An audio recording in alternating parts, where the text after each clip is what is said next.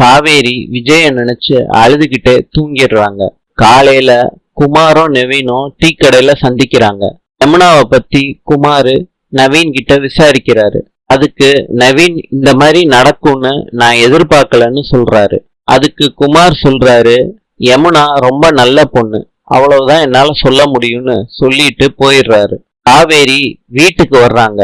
இப்ப யமுனா மூஞ்சிய திருப்பி வச்சுக்கிட்டு போறாங்க. அப்ப ரெண்டு பேத்துக்கும் வாக்குவாதம் நடக்குது. காவேரி யமுனா கிட்ட சொல்றாங்க, ஏன் கங்காக்கா கிட்ட எல்லாத்தையும் சொல்லிட்டேன்னு. இதுக்கு யமுனா சொல்றாங்க, நான் உனக்கு ப்ராமிஸ் பண்ணதான் சொன்னேன்னு சொல்றாங்க. இருந்தாலும் நீ பண்றது துரோகம்கான்னு சொல்றாங்க. காவேரி சொல்றாங்க, நீ பண்றதுதான் துரோகம்னு சொல்றாங்க. அதுக்கு யமுனா சொல்றாங்க, நான் போய் மாமா கிட்ட எல்லா விஷயத்தையும் சொல்றேன்னு சொல்றாங்க. அதுக்கு காவேரி நல்லா போய் சொல்லிக்கன்னு சொல்றாங்க. அத அவங்க அம்மா சாரதா பாத்துக்கிட்டு இருக்காங்க. அவங்களுக்கு இவங்க ரெண்டு பேரும் என்ன பேசுறாங்கன்னு புரியல. ரெண்டு பேர்கிட்டயும் பேசி பாக்குறாங்க.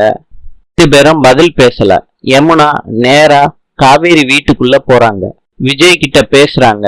அப்ப ராகினி பேசுனதுனால யமுனாவுக்கு இப்ப பேசினா தப்பா போயிரும்னு விஜய் வீட்டை விட்டு கிளம்பி வந்துடுறாங்க. இப்ப காவேரி கேக்குறாங்க, எல்லா விஷயத்தையும் சொல்லிட்டியான்னு. அதுக்கு யமுனா சொல்றாங்க, கூட பிறந்த அக்காவா போயிட்ட, அதனால நான் எதுவும் சொல்லலன்னு சொல்லிட்டு நேரா வீட்டுக்குள்ள வர்றாங்க. அவங்க அம்மா யமுனாவை திட்டுறாங்க.